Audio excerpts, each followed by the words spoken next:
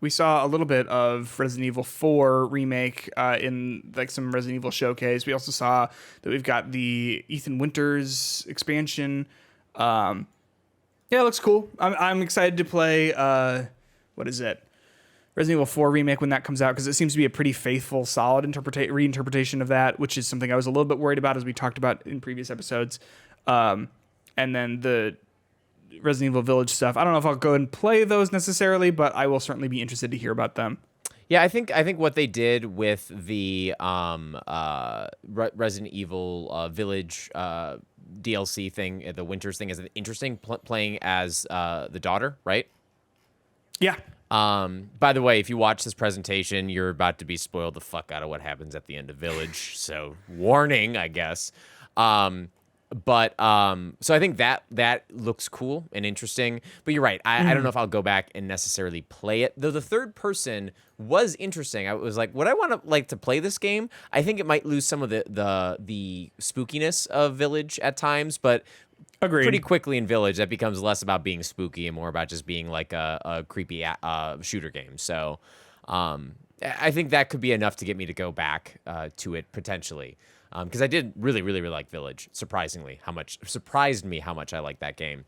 But I think for Resident Evil 4, this is why I think remakes are important, because I have tried, Peter. I have tried my darndest to play that game again. I own it for everything you could own it for at this point, except for a PS2, because I don't own a PS2. And it came out for PS2, right? Or is that PS3? PS2, right? Yeah. PS2. Josh, fuck, wow. Justin, it's on PS3. Woo! Don't get it twisted. Okay.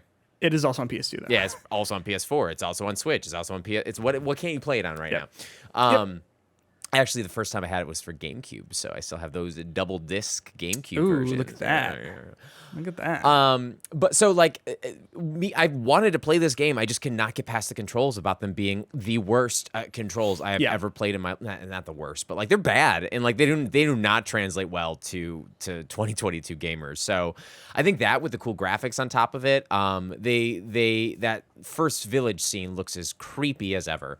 And I think they have a cool new thing. It doesn't make sense logically that your little knife can block a chainsaw, like a little counter. Yeah. So that makes that maybe a little less scary, maybe. But I think, but as you're saying, it looks like it's pretty faithful. And I think if you watch the end of the stream, they show a highlight reel of all the other parts that are coming up, and they pretty much have, I see, almost shot for shot all the other parts that are coming out, that you have in there, from your creepy Colonel wearing hat guy with the giant robot thing to every little thing that you'd want in your Resident Evil 4 game. So I think they are going to do it, and I think they're just going to make it look good, and I think that I'm excited.